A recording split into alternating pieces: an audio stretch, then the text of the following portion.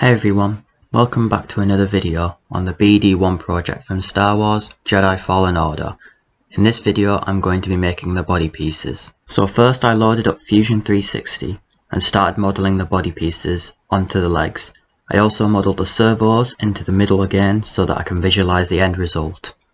Now that everything was designed, I sent all the pieces to the 3D printer.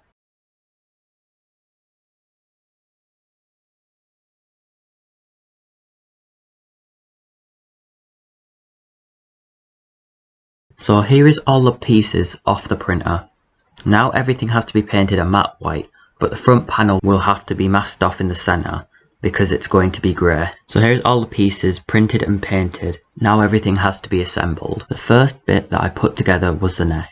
To do this, I put a bolt through the neck piece and glued the nut in place. Then I put it in the main body and glued the halves of the body together. Then I glued the panels onto the sides. So here is everything printed, painted and now put together. The next thing I need to do is mount all of the servos onto it. So here's everything put together now. I now have the servos installed. The last thing I need to do is attach the legs onto the body.